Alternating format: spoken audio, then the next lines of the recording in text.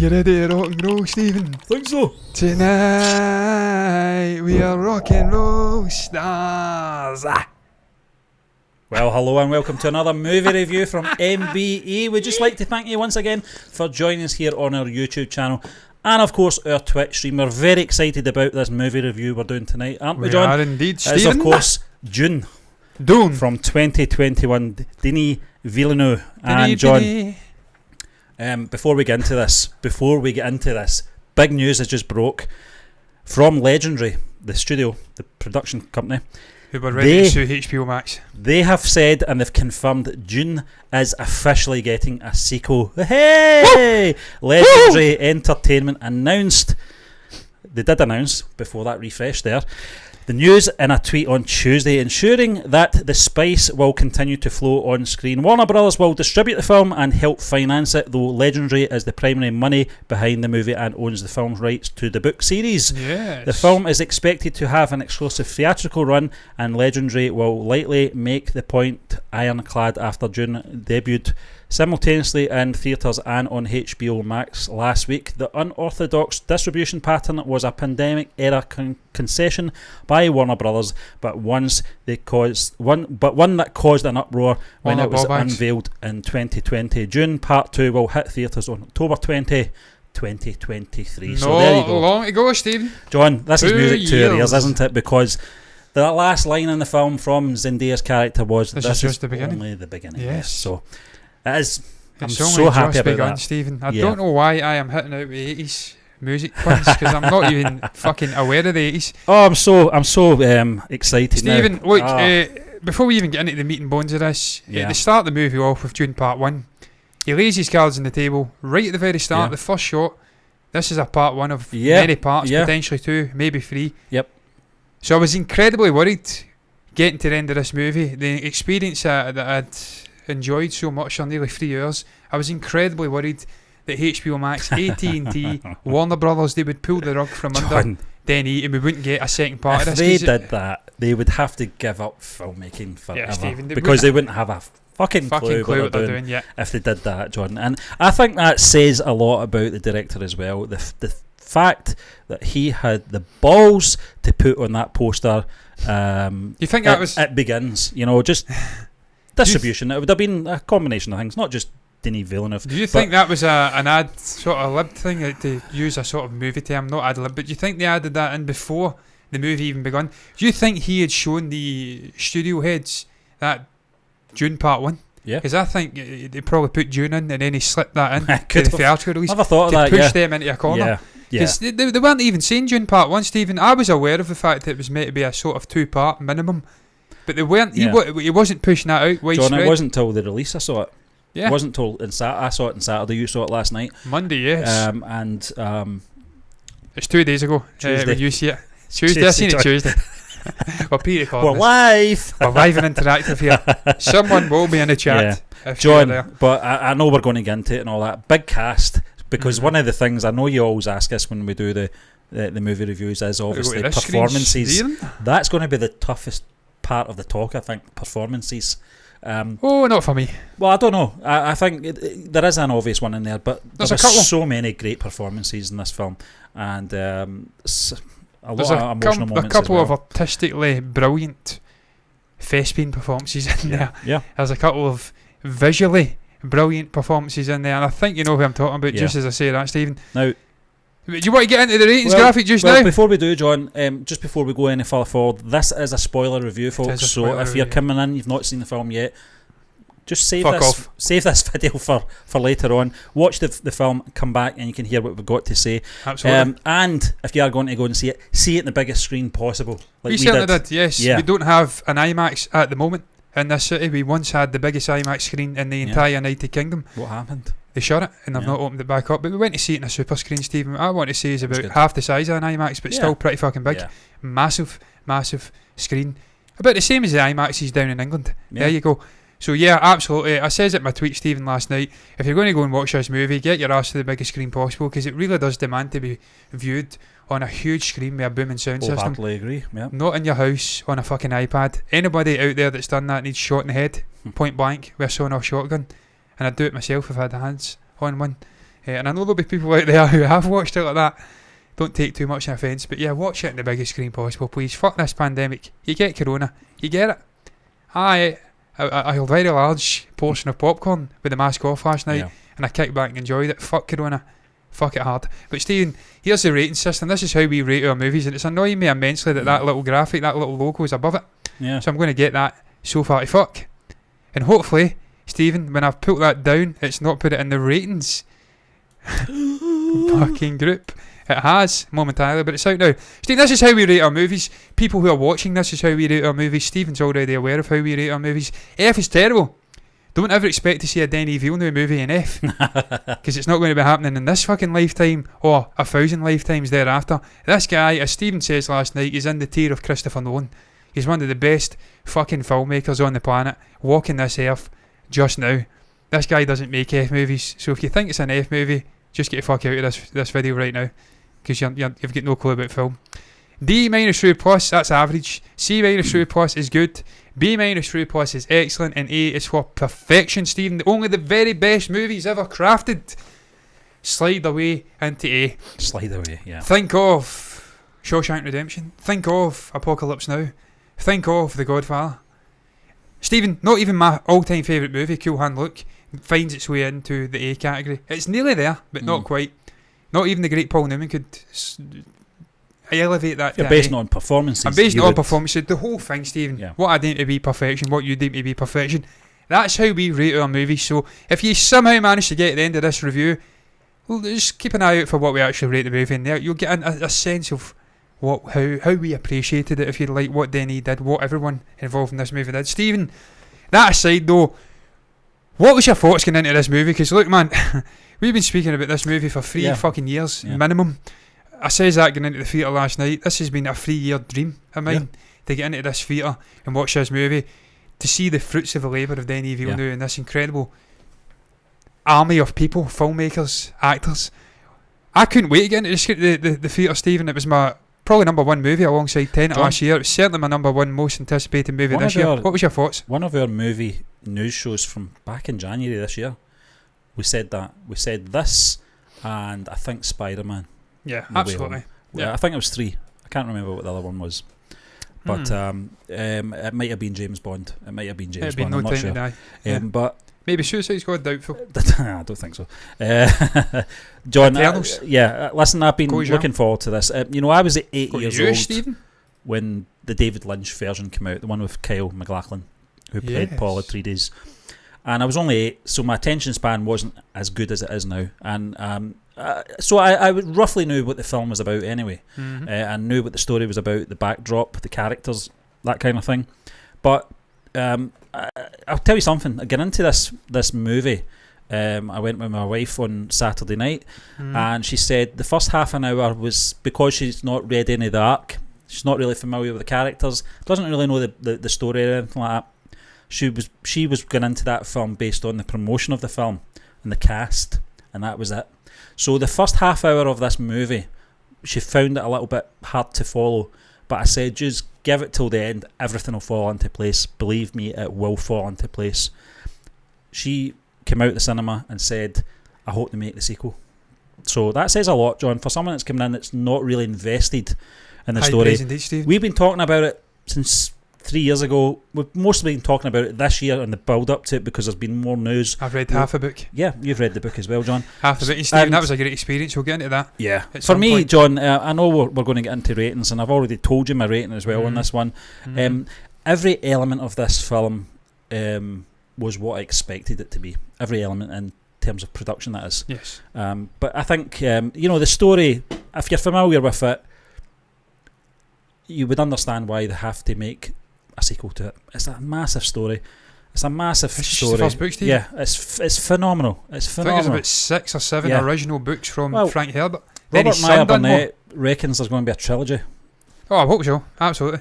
But we'll see. We'll see. No, Stephen, you watch this movie, you're immediately enthralled and enveloped in the world that this guy has crafted. He's adapted. It was Frank Herbert that obviously created it originally. And you're aware of the ambition that Denis has imbued into this movie. A fuck ton of ambition. Very ambitious effort.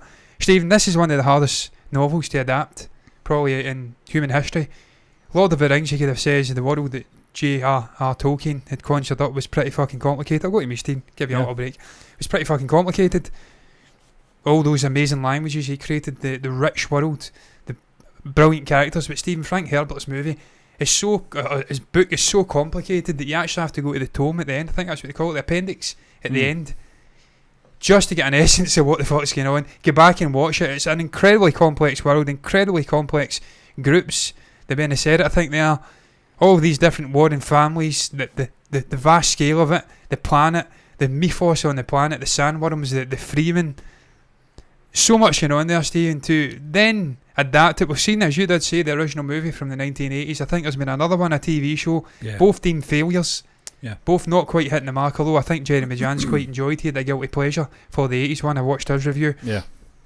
Stephen, this was probably going to be the definitive version. If Denis Villeneuve, a man with a history of crafting fucking incredible, detailed, massive worlds, Blade Runner 2049 being the one that I think of right away. If he couldn't have done it in the modern era with a $250-300 million budget, with that cast, it was doomed to failure, Stephen. John, this was never going to work. So the reason that Hans Zimmer didn't collaborate with Nolan on Tenet was because of this film, and not just because of the film. He's obviously a big fan of the story, but it's because of who the director was as well. He knew it was in good hands, and he knew he was going to be working with a pro, just like Nolan. And you're absolutely right. You know, I think I don't think there's many filmmakers out there that could handle such a big story.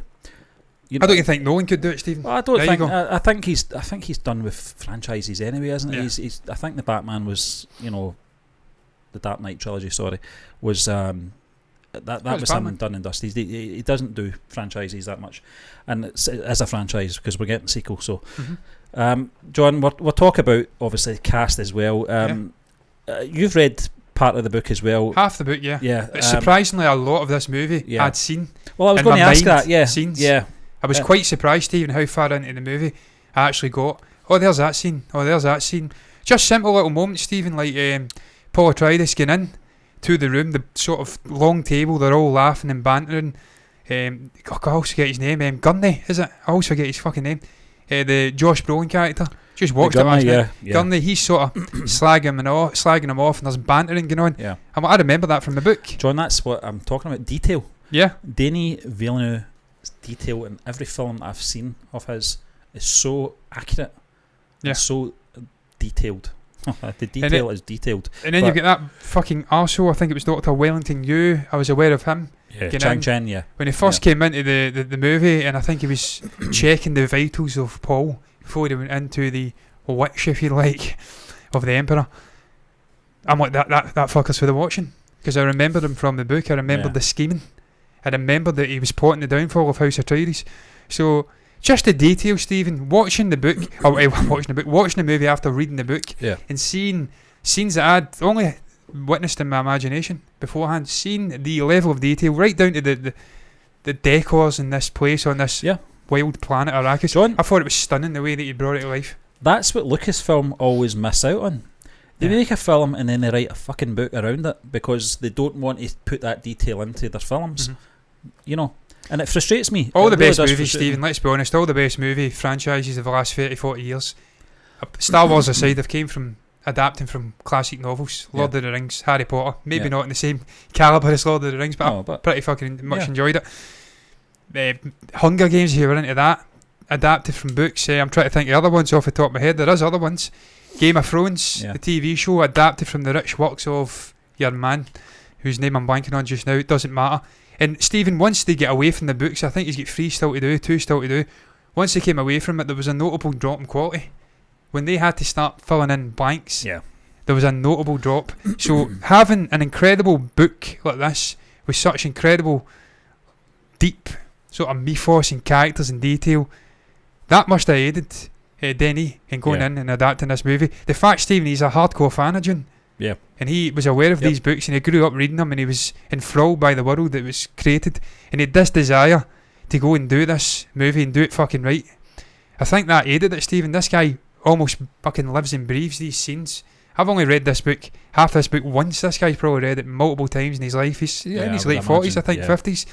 So you really got that passion, Stephen, getting into this movie. It was no mean feat, man, creating this world. No. You had the likes of Campea, people we watch on the regular, talking about how this is a combination of Lord of the Rings, Star Wars, Star Trek. Yeah. An incredibly hard thing to bring to life. And Stephen, I think getting into the story now, that's what we'll probably touch on, the writing. Yeah. Stephen, there wasn't much exposition in this movie. You already spoke about going to the theatre. Yeah. You were aware of it. Trisha also wasn't aware of it. Your wife didn't need it. She didn't need it. No. Because that's the brilliance of the writing. No. You watched that from right, beginning Stephen? to end. I'm saying end. It's not the end. It's just the beginning. But you handle that right, John. You're absolutely right. Yeah. If you handle that right and you sit there and you watch it, everything just falls into place. You know, and for such a big cast and such a variety of characters and races within this world that's been created by Frank Herbert's science fiction novel, it is a lot of information to take in, and you've got to appreciate that. You've got to appreciate putting it on film isn't as easy as putting in a book.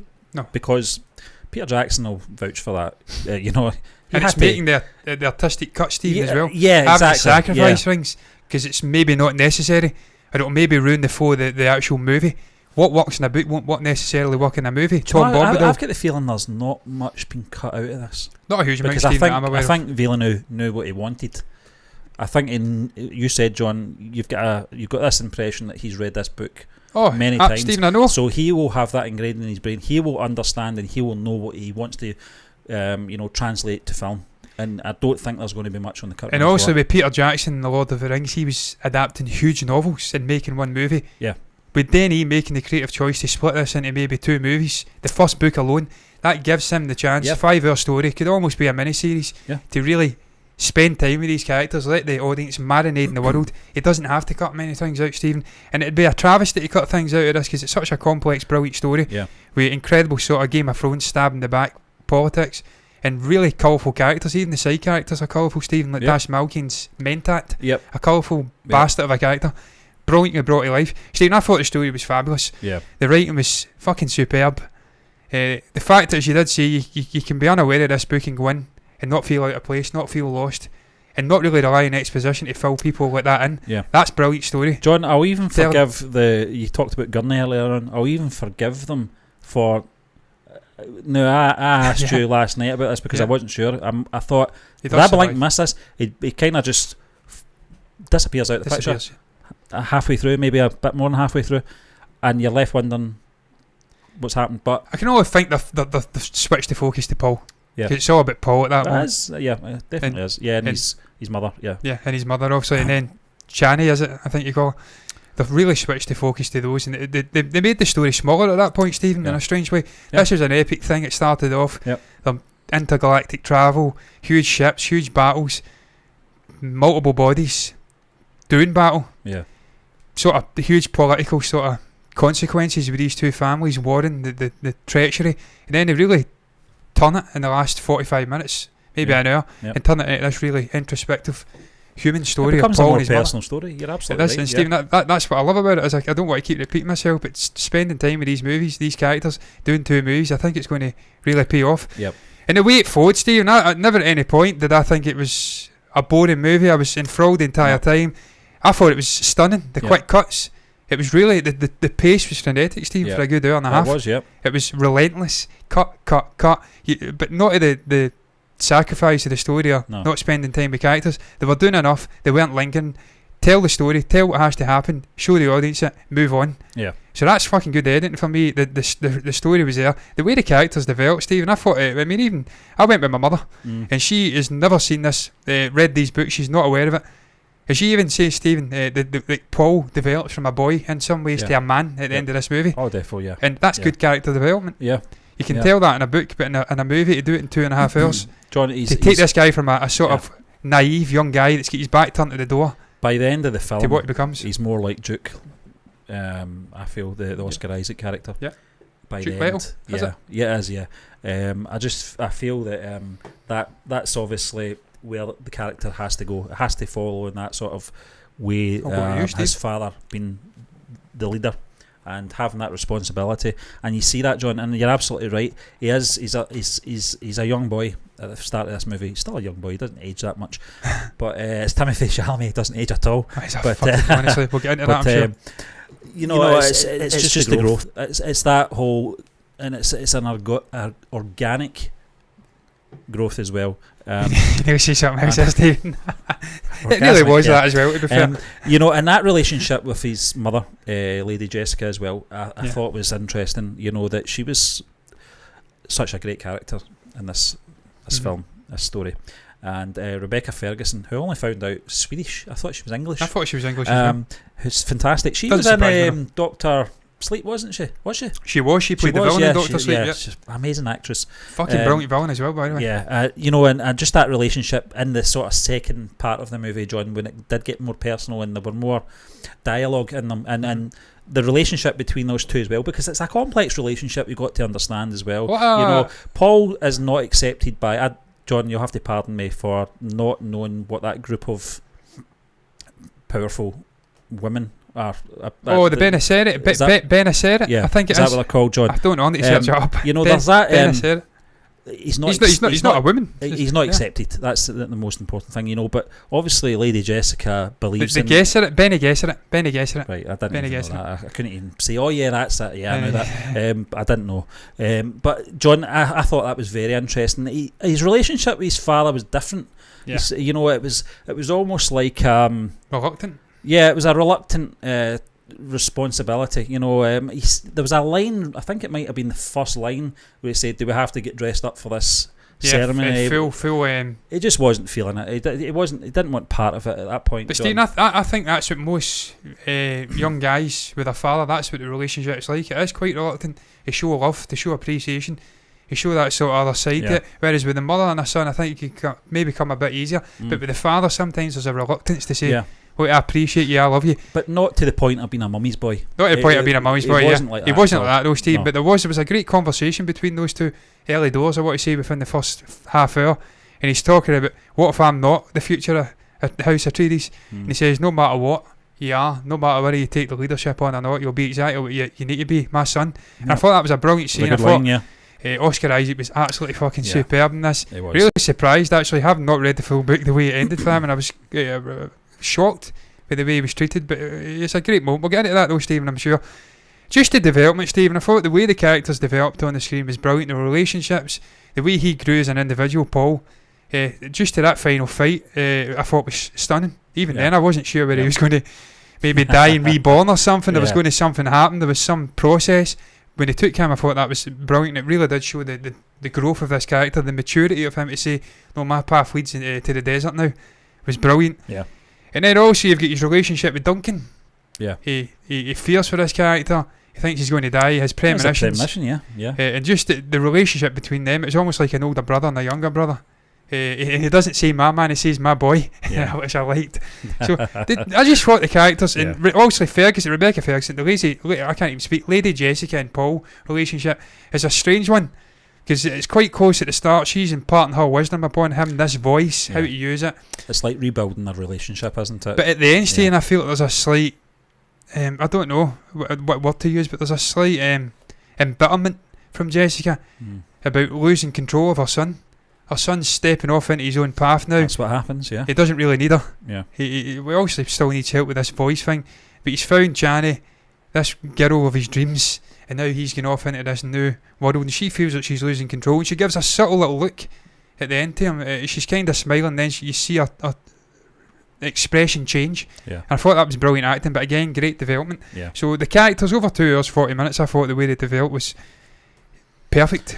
Yeah. Not too much, just perfect. Again, my marinating with them. And then Stephen, look, the themes explored. Was there any themes explored in this? There's a lot of themes explored in the books. Yeah. Climate change, the effects of climate change, everything. Coming of age. There's lots of things going on in those books, and that's why they're attractive to a lot of people in this day and age, because they're themes that resonate. Yeah. And they've been there for decades now. So that shows you how much of a great mind Frank Herbert was. But Stephen, all in all, I thought the story was brilliant. The ending. We can speak about the ending because that is part of the story before John, we get into standout moments. If the studio was daft enough not to make a sequel, this film would still work as a standalone in my book. Of course I would like to see more. Of course I would. But it's not like... What? You know, I can't watch this again because No. they're not continuing the story. There is a bit of self-containment in the film as well, because I think they cover quite a bit. It's They a have clean the- first act. Yeah, and they have all the establishment of the characters, and to a point, the Paul character in particular has fulfillment. Yeah. Because he He develops finally from sees the young boy to being this leader at the end. And he So finally meets Johnny. yeah, This sort of girl that's Yeah. been haunting his dreams for a long time. So there is a degree of fulfilment for that first movie. Obviously you need more to see the full yeah, story. of course you do. Yeah, But if they weren't going to greenlight it, thankfully they have. Thank Yeah. fuck. I'm delighted about that Yeah. because I was concerned about it. They've seen sense. It's making good money, man. Really Yeah. good money. Yeah. I searched the box office up and I was Considering delighted it's to see been over distributed on HBO Max as well. But even internationally, Stephen, it's making brilliant money. It's Yeah. made very good money here. It's toppled No Time to Die, so I'm delighted. But it could have worked as It's a a Chalamet standalone movie. effect. It is a Chalamet effect and a Zendaya effect. Yeah, I says to you, Stephen, before we come on, these two people, it's sickening how good looking they are. It's sickening how perfect their skin is. what's the line in Baby? Baby, you're a rich man. Yeah, They're beautiful people. Yeah, exactly. They're just perfect now, away. And Stephen, it resonated for me. I says to you when I came Tom out, Holland will be raging. he'll be raging. The chemistry between those two was unbelievable. Even he wasn't even saying anything to her. He was No. just interacting with this premonition. I'm like, the chemistry's John, unreal. What I liked about the Channing character was when they did come face to face, she wasn't impressed at all No. with him. And he had to hold back because Yeah. he'd seen the future and he's about to say something. He's like, oh, it's okay. Yeah, Just that reluctance to share yeah, because he didn't want to ruin what was to come. Brilliant. But Stephen, yeah, the ending, I liked the ending. I liked the fact he finally met Channy. I liked the fight, the coming of age for this guy. That was the sort of moment where it was solidified. This guy was a man now. Them. Stephen, yeah, fucking what a guy. Yeah, he was good in this. What I a guy. liked. Even the way his voice growls. Yeah, see his approach to the table, the top table, in the when he met Oscar Isaac spit. and Josh Brolin's character Gurney was on edge the whole time, like a good security man should be. You know, he wasn't having it. Now, John, there was something I was laughing about. It just popped into my head before we do move on. You know the way they had to walk in the sand. Yeah. There was a particular movement Kind they of had to do. slide. Do you remember that John Lennon picture that he's kind of doing the crazy walk? Yeah, Somebody Yoko. somebody did that on Twitter and compared it to that walk. I was like, that's a very that's rare it. picture as well. He was also a Dune fan back in the day. He was a guy that was pro everything you had to be pro. Yeah. John. He was pro peace and love and no more wars and probably pro anti-climate change. I'm sure it was a thing back then, so I'm sure he read the books. He was into Star Wars, Stephen, as you know. Yeah. But yeah, man, even the spitting moment. We'll get into that just now. Standout moments, because there's fucking loads, Stephen, loads. And as someone that's read the book, I remember that scene. He comes in, he's actually offended. Yeah. And they're ready for killing the guy. They're like, this guy's disrespected him. I think it's Gurney actually says, you've disrespected. But Duncan says to him, no, look, that's their way of paying respect. They're sharing their bodily fluid, or their water, if you like. That came across wrong there. Some bum from fucking Hollywood. Yep. What do you call it? The Hollywood Boulevard. Play myself. That's not what they were doing.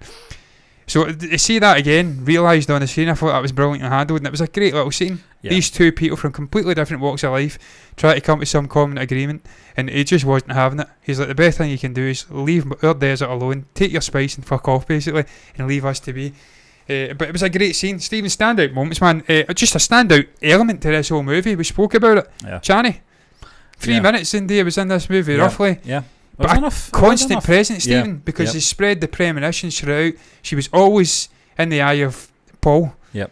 So she felt like she was in the movie for the entire time. Yeah. We kept seeing her. 3 minutes is a long time in film, John. That's, Got to be honest. I mean, what was it, 8 minutes for your man Vader, Hannibal Lecter? Yeah, Vader was 9 minutes. Vader was 9 minutes, so you can do a lot. Exactly. You know, and I think one of the standout moments for me was at the very beginning when they did the rescue mission. Yeah. And you had the sandworm coming Stephen, in. that's another It moment was so from the tense. book. It was so I knew it was coming. Yeah. Because I says you're about to see a fucking worm here. But visually, John, there was lots of moments like that. You know those little copters? Oh, It they was were like, great, weren't like a they? dragonfly, the Weren't sort they of movement. brilliant? There was a bit when you had Paul and you had Lady Jessica crash landing. It's a storm. And I don't know how it was in the cinema for you, but it was vibrating through my Stephen, chest. the whole time. And The the super screen. cinematography, I felt like I was in the cockpit with him. I felt this is going to be a rough landing, this. But Stephen, even his premonition was saying let go or something like that. He lets go of the controls and lets the storm just take them, because if he keeps fighting the storm, it's going to destroy the fucking you saw that, the copter. wings were coming off, And then also he just lets it go. He comes to again and they crash land. It was a great scene. Stephen, then development from that, the worm coming after them. Oh, that was tense. Yeah, unbelievable. And then when it shoots up, we've seen that. Like, oh fuck! And he kept slapping him. I'm like, fuck, your mother's absolutely bitch slapping you here. You should be quite nimble and fit and agile. We've seen that in the trailer, but we get the full context of it in the movie. Yeah. And it's a great moment. This is him sort of connecting with these fucking things. He's seen them a couple of times, but he sees in its full splendour. Stephen, the worms period, unbelievable. That, visually, overhead shot of them, you see their mouth. You see the teeth coming through the sand, and then they're all sort of terrifying. Yep. And then the scene at the start, as you mentioned, with the copters, they come down, they do the rescue mission. I thought that was important on a number of levels. It showcased the difference between Atreides and Harkonnen. The difference between Duke Leto and this other fucking bitch, the Baron. One had nothing but complete contempt for the Freeman, nothing but complete contempt for his own men. It was all about pure profit and getting the spice. He had a sacrifice time to get the spice. Self-preservation, yeah. Whereas Atreides, they go down, they actually save them themselves. They ditch stuff out of the copters to get people in. And just on a visual level, so much going on there, Stephen. The worm obviously coming, the frantic attempts to get these guys off the craft, but then Paul having his first interaction with the spice, having this sort of premonition, he's sitting, he's kneeling, and then obviously Gurney comes and grabs him. A fucking great scene. And seeing it realised on the screen, I haven't seen it in my mind in the book. There were so many moments like that, John. Absolutely amazing. Stephen, visual moments as well, when they're betrayed and there's that battle at the city, and obviously Paul and Jessica flee, they come out and they look over the horizon, they see the smoke and the beautiful sort of sun setting or sun rising in the background, the sort of sky, the bluish, light bluish, dark bluish stuff. Just what a wide shot that was. And it just sort of typified the size of the betrayal and the Harkonnens coming in. Yeah, definitely, yeah. And then Duncan, fucking great moments with Duncan, so many great moments. The moment where he literally destroys about 4 or 5 guys, takes the cocktail, he basically says them, fuck off bitches, you're going to come at me really? And they're like, nope, just take the cocktail. He sort of goes away. He has that moment where he's got this laser trying to kill him, he escapes.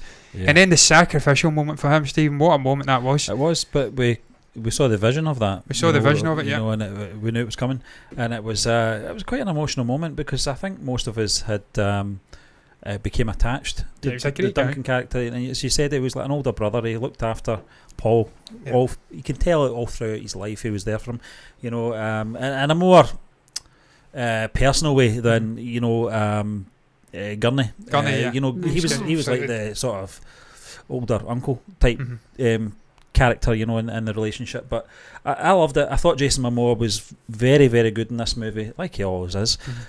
Looks strange without the facial hair. I don't like that, Jason. Get it back on. You suit the beard man. He's already got it back, I'm sure. Yeah, if he's not got that, he'll have the Guinness moustache anyway when he's drinking his Guinness. But John, I thought the character, and not just him, I thought, I know we've not mentioned him. We've not mentioned Stellan Skarsgård in this movie. Oh, he's a bastard. I know he's not in a lot, but very much like Zendaya, he's got a presence there. We've talked about Javier Bardem. Dave Bautista as well. He's not got a lot to do either, but his presence is there, John, and you can tell he's a bastard. My one regret, and I wish Frank Herbert had written it in the book, was Bautista facing off against Momoa. These two towering fucking epic, testosterone-filled guys going at it, man. It would have been incredible. Sort of cream of the Atreides versus the cream of the Harkonnen. It would have been stunning to see. And I think it nearly happened. I think he was actually in the same battlefield, the actual same stretch. But he got away, and obviously he was in the cockpit, but we never quite got to see them go toe to toe. Stephen, there's so many moments that the shield's been realised. Something as simple as that. Try to just give that information over to the audience. Someone that's never read the books, not aware of it. The shields, the complexity of it. No more guns, no more shooting. They've evolved from that. It's back to the sort of knives, and you have to be quite intricate, and you need to surprise them to get into the shield. And just the blue and the red, I thought that was stunningly realised. Also the Duke getting shot with the dart and it penetrating his sort of shield. I thought that was a hard watch, John. It was a hard watch, Stephen, because we hadn't. I don't feel we had enough of that guy. We should have seen more of him, but I realise there's only so much you can do. That's the beauty of Oscar Isaac. He's a fantastic actor, John, and I've seen him in so many films. Anyone that doesn't believe me, go onto our website and you'll see my reviews on how many films I've reviewed this guy. He's always a standout performer. That's how I always get annoyed with his treatment in The Last Jedi. It really fucking annoys me, the treatment of this guy for political reasons. This guy is such a talent, and you saw it in this movie, John, and I'm glad we got to see a lot of him in this film, because we obviously, if you're familiar with the story, you'll know there is a demise.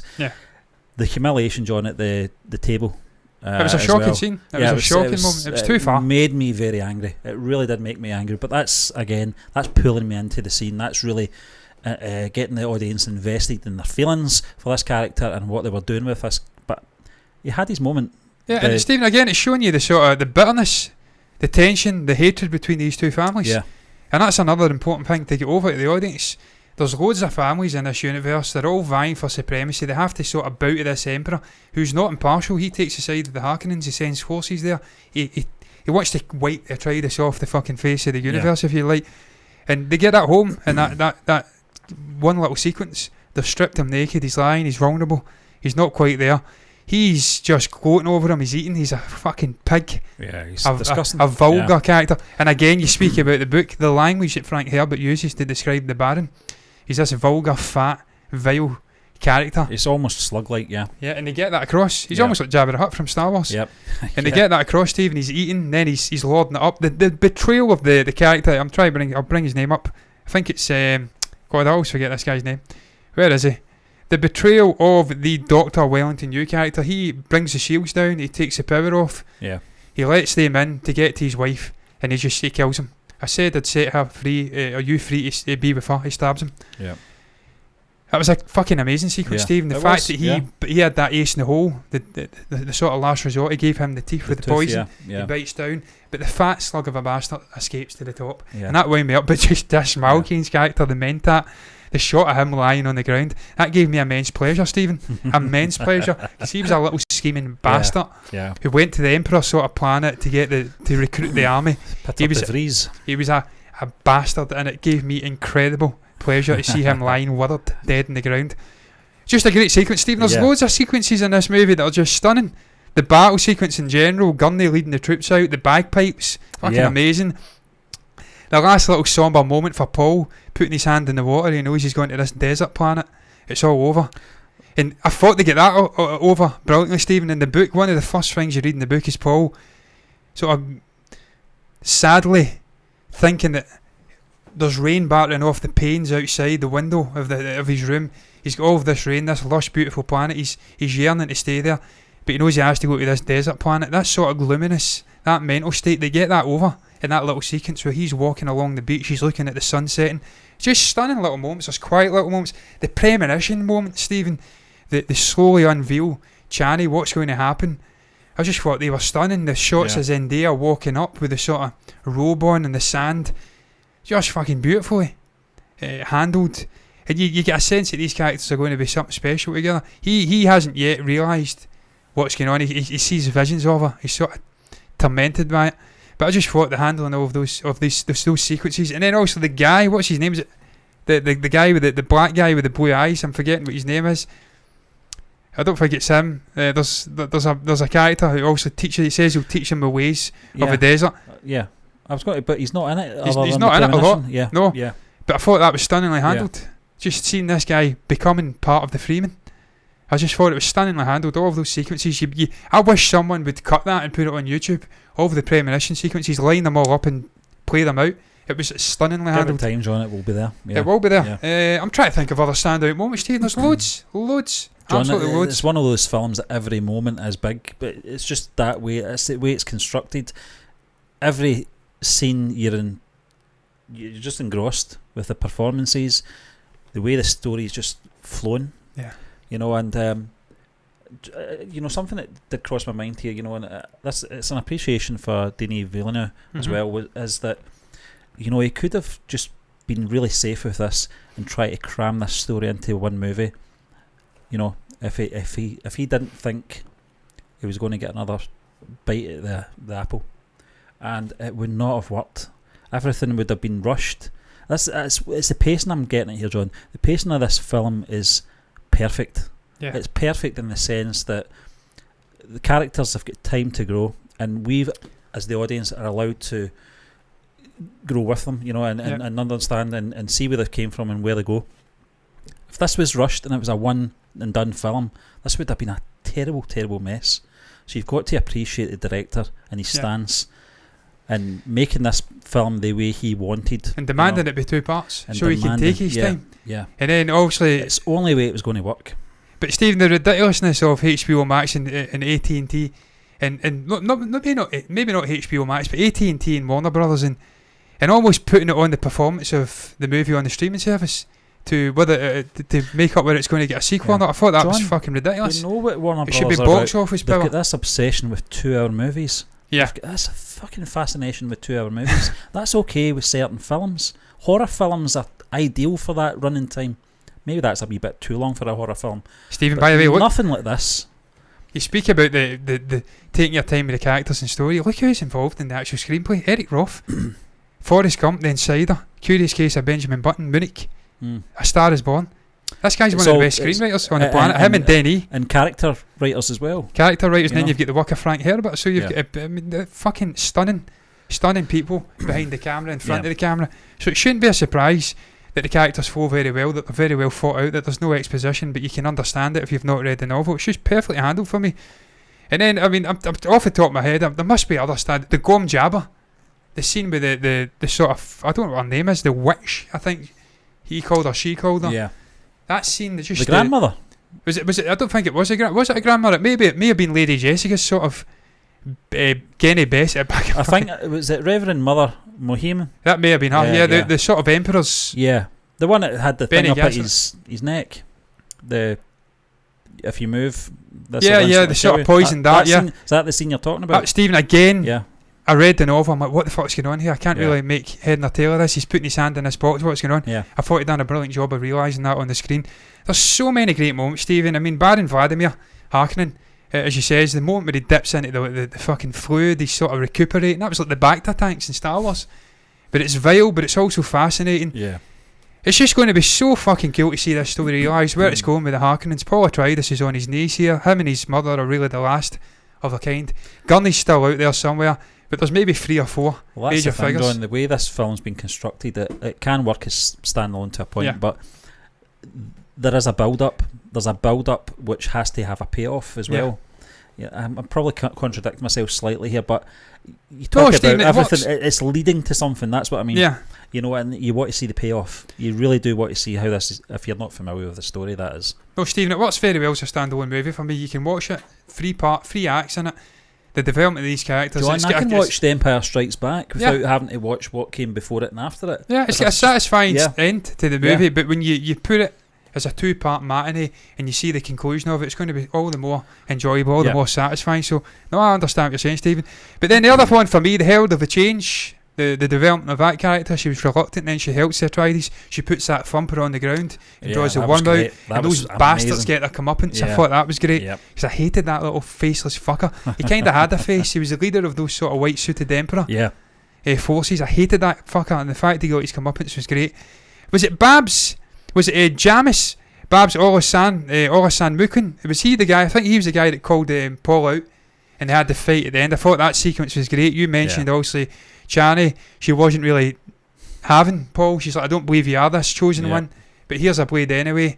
The way that all sort of blurred with the premonition, and we get him doing the little move. Stephen, he was on top the entire time, Paul. Yeah. The training of Gurney and Duncan, Idaho, they trained this guy John, to the point where there was no threat. This guy was never dying. Yeah, never dying. You talk about him being the one as well. How many times have we seen this overemphasised in movies? And I'm not being critical here with The Matrix with Neo, the one, Anakin Skywalker, the chosen one, and it's always that's the narrative for. The character with the Paul Atreides character, it's almost like a background thing. It's not beating you over the head that he's the chosen one, he's the one that's going to succeed, etc., because he is the one. I don't think they don't preach the character too much in that sense, and that's what I like about the character and the writing of the character. Yeah, absolutely, Stephen. And obviously you mentioned chosen one. Could you imagine Anakin Skywalker in the prequel trilogy being handled like fucking Chalamet? I wish I did. Chalamet's Paul Atreides was handled in this. How much better those prequel trilogies would have been? Did I say sequel originally? I don't know. No, you said prequel. Yeah. How much better would it early onset coming in? Yeah. It would have been so much better. It would. If you just had a great director. And look, I'm not doing George Brown. No. He'd done the original. It was fucking brilliant. Should have got a writer in as well. Should have got a writer in. But if he took a step back and maybe done one and then gave the rest to the others, it would have been so much better. Done one, it would have been the Phantom Menace. It would have been the Phantom Menace. It was probably the best. Yeah. Dude, for me, there's still elements of the Phantom Menace. That movie holds up better than the others for me.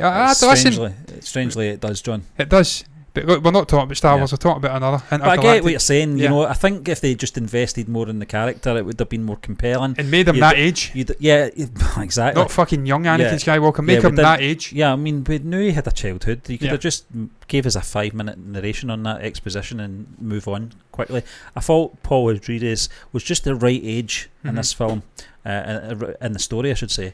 I think he's playing like a 16, 17-year-old guy, and fucking Chalamet is 25, not for 26. He can play a 16, 17-year-old guy. Yeah, I know. It's a joke. Yeah. Those fucking chiseled jawline. That guy fucking... He's amazing, John. He's a fantastic actor. I said this before when I was talking. I cannot wait to see this guy playing Wonka. I cannot fucking wait to see this guy, Stephen, with Paul King. It's going to be incredible, man. Another great director. Yeah. This guy's talent, man. This genuinely... the way I look at this guy, Stephen, and Zendaya as well, but the way more Chalamet, I view this guy as this generation, his generations, probably my generation, I think he's a millennial, our generations, Leonardo DiCaprio. I think he just sneaks into millennial. I think because every film he's been in so far, like DiCaprio, it's been memorable. You can see he's actually started better than DiCaprio. DiCaprio was in those soppy, shitey romantic movies. He's been doing drug addict movies at a younger age than DiCaprio, so if anything, he's probably got a higher ceiling. Talk about Wonka as well, John. It'll be interesting to see how he handles the character, because up to now, the films I've seen Chalamet in have been either he's been very broody, or he's it's been dark, stories, etc.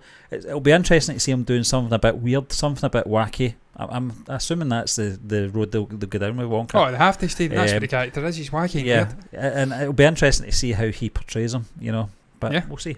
Stephen, I think we've rounded up standout moments. I'm sure there's other ones I've missed. I'm absolutely certain. John, it's a big, we probably have. There's nothing you can do about that, sadly. Performances, Stephen. Tough one, yeah. John, I think you can. I don't think there's. It's easy to say Timothée Chalamet or Rebecca Ferguson for that point, because both of those actors and their characters were throughout the movie. They carried the story, both of them, I would say. I've not been using these fucking wide shots, Steve. That's fine. John, you could say Oscar Isaac, but again, it's limited time. It was a lot of time, but it was still limited. 2.5 hour movie. Amazing. Absolutely amazing. Jason Momoa, limited but amazing. Stellan Skarsgård, the same. Josh Brolin, Javier Bardem, they're all limited, but they make their presence and they knock their performances out of the park. For me, John, it has to be Timothée Chalamet and Rebecca Ferguson. It's a neck and neck between the two of them. I think just the importance of those characters working together and having that bond and that chemistry. It had to work as mother and son, and they were in it from start to finish. That's how I'm saying that, because as much as Zendaya is a tremendous actor, she's only in it for 3. Next movie. When we're doing the review for Dune Part 2, wait, you see this. When it comes to performances, it'll be Chalamet and Zendaya. Exactly. Mark my fucking words. It will be. Yeah. Mark my words.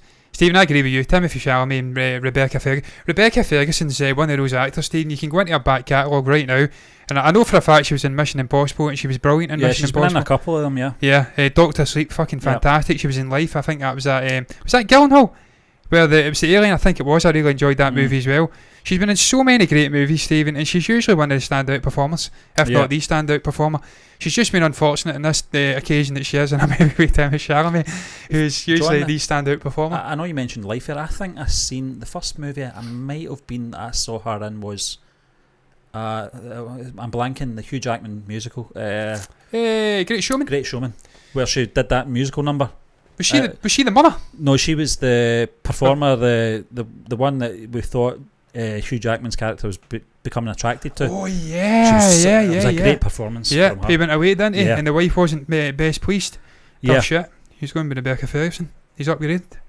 But Stephen, look, great performance from her. Stunning. And as I did say, the dynamic between the mother and the son, even the moment, we forgot about the moment where those fucking arsehole Harkonnens, the big deaf one in the ship, and she's telling him, you're doing the wrong pitch. Yeah. Just that interaction, that was a great sequence as well. The whole sequence was hilarious. Wasn't it, man? Wasn't it brilliant? Just getting them to do what she wanted. Here, do this. I'm surprised you didn't. Surprised you didn't say, pull your trousers down. Pull your trousers down, do a big shake and jump out. That's what I'd do. I'm quite immature in that regard. Zendaya, look, she was good when she was in it, but she wasn't in it enough. The next movie for her will be great. Chalamet is my standout with Rebecca Ferguson a close second.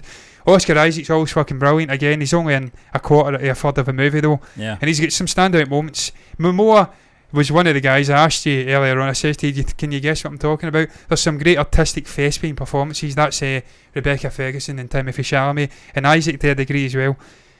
And I says there was some great visual performances, and for me that's Josh Brolin and Jason Momoa. They're the great. Stellan Skarsgård as well. Yeah. He has some really thought-provoking dialogue moments as well, but on a visual level, the transformation, it's almost fucking Winston Churchill, Gary Oldman.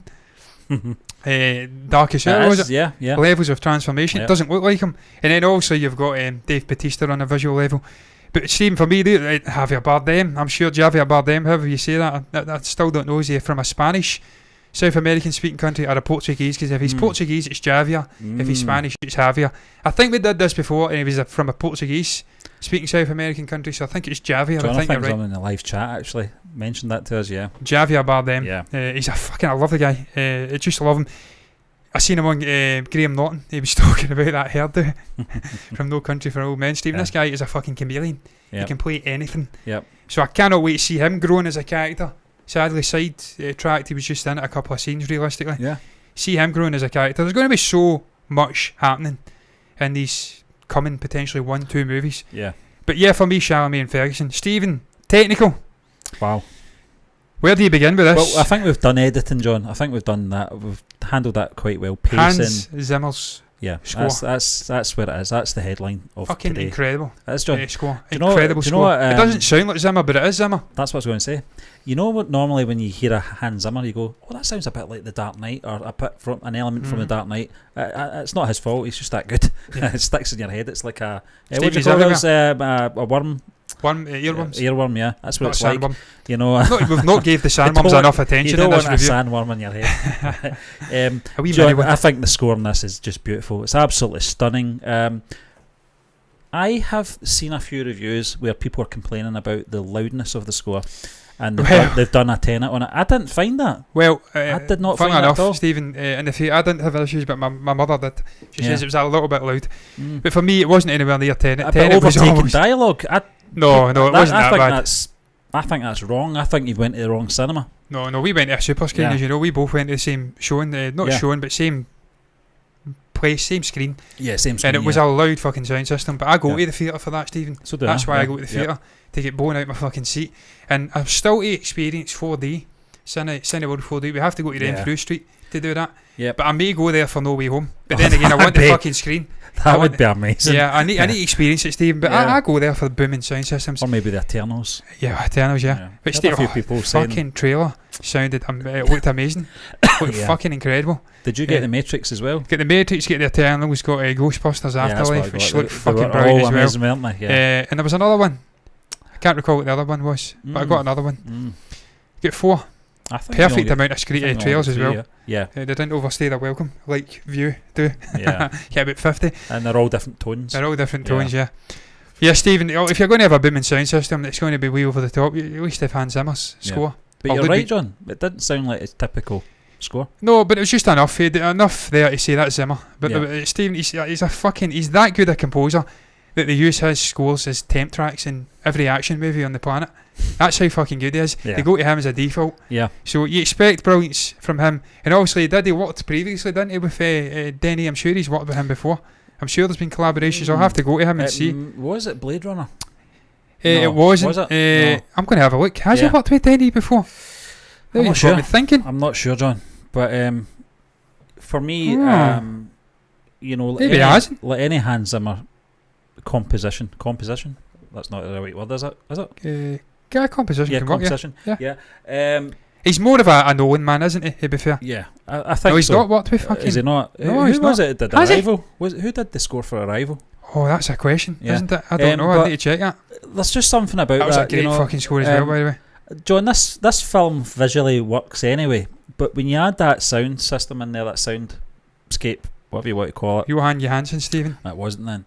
Yeah, he's done some amazing scores. It takes it to another level, you know, and it was one of those things where, you know, that sound was just coming through those speakers in that theatre we went to. Stephen, the bagpipe fucking stuff was amazing. Yeah. Just see, when Gurney was leading the charge, you sort of get the ceremonial arrival bagpipe stuff. It was unreal. Yeah. That's like with the British Army when it was going into World Wars. That's what they did. They sent fucking Scottish guys out with bagpipes to lead the charge, because we're the fucking men. That's why we're the best. I'm stepping a little bit too far to a certain side of the city here, and I start saying shit like that, but we're the fucking best country in this fucking United Nations. Again, you know, I mentioned earlier about Denis Villeneuve. There's not many directors out there that can handle a story like this and put it to film, and it's the same with Hans Zimmer. There's not many composers out there that can do what he can do. Maybe a handful that's doing the rounds at the moment, probably 2 or 3. But I think you know, he was perfect for the job. I'm glad he turned down Tenet. Your man did Tenet. Ludwig Göransson. Yeah, he was perfect for that. He was perfect for disgraceful. that. Yeah, you know, he's another one. You know, but I think it just took it to another level. It did, Stephen. Cinematography, absolutely fucking stunning. And it was from, and let's do it. It was from Greg Fraser. Sounds like a Scotsman. He was born in Australia, probably Scottish. Greg Fraser from Hamilton Academicals. Yes, exactly. See, this guy worked in Rogue One, Zero Dark 30, Vice, Rogue One, The Mandalorian. Yeah. He's the Mary Magdalene movie. He's done incredible movies, and I thought the it wasn't quite Hoyt van Hoytema Nolan level, but pretty fucking special. Yeah. He caught the sort of quiet, somber moments, the character-driven moments. He caught wide, beautiful. What, Harley? Can you say that again? He caught wide shots beautifully. He caught the sandworms beautifully, even though it was a fucking visual effects moment, but he still has to capture the scene to put them in. It was great. The cinematography. Stephen, this movie's a technical masterpiece. I said in my tweet last night, technically this is a fucking masterpiece. It's exquisitely fucking written. The editing's on point. Everything about it. Incidentally, we've not gave our dues to the editor. We have to give our dues to the editor. The editor was, there was only one editor, Joe Walker. Amazing. Sicario, he's worked with him before. Blade Runner 2049. Yeah, he knows his man. He knows his man. Arrival. He's done them all. John, that's what I'm saying. I don't think there was a lot cut out of this movie. Between the director and the editor, I think they knew what their vision was. You know, I think they knew the way they wanted us to flow. Yeah. You know, and continuity flowed perfectly. You know, I think when you've got a film that's 2.5 hours, just over 2.5 hours, and you can keep that sort of pace up for the whole entire movie. Yeah. You've got to get a talented editor in. And you mentioned the films he's worked on with Denis Villeneuve. He knows his man, Stephen. That's what they do. Yeah. You get people who you can trust and who you know will do a job. And this guy has never made a bad movie. No. I need to get back and watch his other ones. Incendies, Prisoners. Apparently Prisoners is one of his best. The one with Jake Gyllenhaal. I've only seen about 4 of this guy's movies, including this. I need to get back and study this guy, because I've studied. But you've got a taste of it, yeah. Yeah, I've studied. It's not a movie I've not seen. I know, and so I have to do the same with Villeneuve. He's a fucking incredible director. Steve, I'm going to give due to the costume designers as well. I don't normally go this far down, but Bob Morgan and Jacqueline West, the still suits, the armour, the differences, the shirts, the sort of open-ended fucking Han Solo shirt they gave to Paul Atreides. Yeah. You know what I'm talking about, the Empire Strikes Back one. Yep. The costume design was fucking exquisite in this as well. It was a technical masterpiece. It was, yeah. Absolutely brilliant. And it just typified the screenplay was there, the acting was there, the directing was there. It just typified it, the little visual elements and the editing and stuff like that being there. It's ensemble brilliance. Final thoughts, Stephen, on this movie. Overall thoughts and rating. Shall I go first? Shall you go first?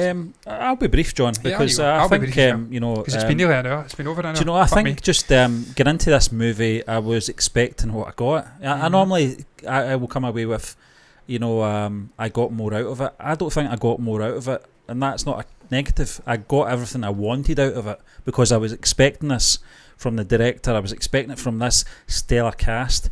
I knew the story anyway, so I knew I was getting into an interesting story, and I was very intrigued to see how it would be handled. It was handled perfectly for me, from all elements, from the composing, from the visuals, the editing, the direction, the delivery from the actors, the relationships between the actors, the chemistry between the actors as well, and very interesting characters.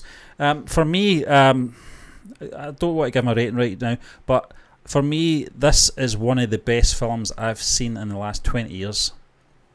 Steve, that's absolutely fine, because I thought, as I said, ensemble brilliance across the board, the acting, the visuals, the technical stuff across the board, perfect. Stephen, look, for me, I've only just started dabbling with the Dune franchise on a novel level. There's people out there who have been fans of these books for 20, 30 years. This is a dream come true. This is a dream come true. This is like the comic books geeks version. Yeah. This Dune, this is their version of the comic book geeks. And Stephen, look, Denis came out and he slagged off in Marvel movies and stuff like that. He's not slagged them off, but he says they're cut and paste.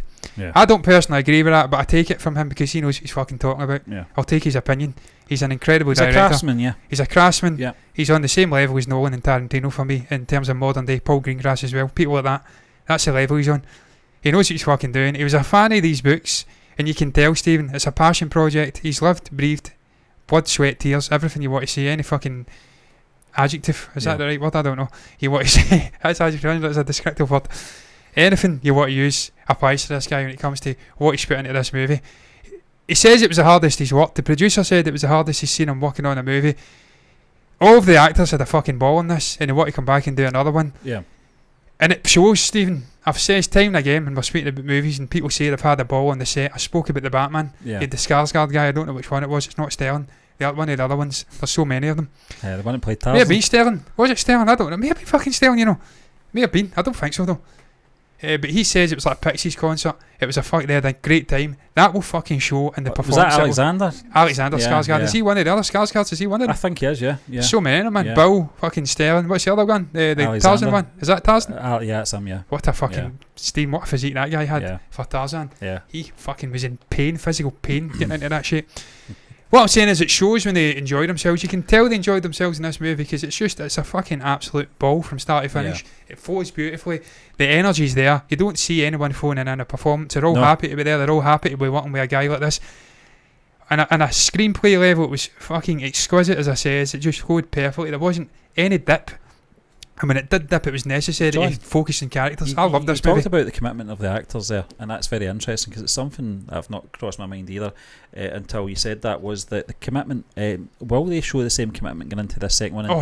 And not in terms of performances, in terms of negotiations, because when they signed up for this movie, there wasn't a second one. Do you think any of these actors will be arsey and make demands? No, Steve, I don't think so. These people get paid because they're the best in the game. Yep. Rebecca Ferguson, best in the game. Timothee Chalamet, best in the game. Zendaya, best in the game. Josh Brolin, if he comes back, best in the game. Javier Bardem. These people have made their money. They've got the reputation. They get fucking paid. And to be fair, I don't think Warner Brothers are like Disney where they shortchange their actors. I think they'll actually fucking pay them, to be fair. So I don't think so, Stephen. They know who they're working with. They know that this movie's going to be a success. You can tell box office wise, we're not even a week. We've made nearly $300 million worldwide. This movie's a fucking success no matter what. And that's with a streaming service releasing piracy. So they've already won. They know what they're getting into, Stephen. They know it's going to be special. This is fucking Lord of the Rings calibre if this pays off. It's the most anticipated film of 2023 Stephen, man, I'm telling you, this movie will be up for fucking Academy Awards. Yeah, definitely. I don't think it'll win because it's sci-fi and they fucking hate sci-fi. But when I was watching that, I was thinking that as well. They have to nominate it. They have to. This can't be relegated to technical. We've got performances in there that deserve fucking... Yeah. They deserve nominations. And in terms of screenplay, the ambition... I would say it's more fantasy as well, because... bear in mind, Lord of the Rings... Which sci-fi? Return of the King swept the boards. 2003. Stephen, you can see, look, sci-fi, it's an action, blah, blah, blah. The ambition... to have the balls to take this script, adapt this book that's so complex, no other fucking person could do it. They says it couldn't be done. This guy's fucking done it. It deserves fucking recognition, and it better get recognition at the awards, the Academy Awards. You bitches, you fucking ignored Tenet. Don't ignore this. You're going to have an angry Scotsman coming over to Hollywood and fucking hunt you down. I'll put the Scotsman. With his bagpipes. His bagpipes. I can't play it, sadly. I've not got the lung capacity. That's going to round it up, man. I enjoyed the movie tremendously. I thought it was absolutely brilliant. We're going to get it. The rating, Stephen. Yeah. I'll get right into it. I'm giving this movie a fucking A. This is an A movie. This is perfection personified. Get that logo a fuck, please. Stephen, what are you rating it? I'm going to rate it an A. It's a fucking A. It's perfection. I think that's my first A, John. It is your first A. I gave 96 an A because it deserved an A because of the performance of Vijay Sethupathi and Trisha Krishnan. But that was a different kind of movie, Stephen. That was a romantic movie. That was a sort of human condition movie. And in many ways this was as well. But this was everything. This was a big blockbuster movie. It was sparkling, dazzling visuals, balls to the ball action, and then it had the human condition stuff, it had the acting, it had everything, Stephen.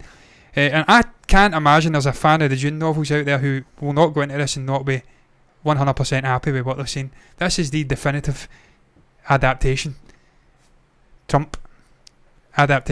Adaptation. I can't do them. I don't want to do them. I'm a big tango freak.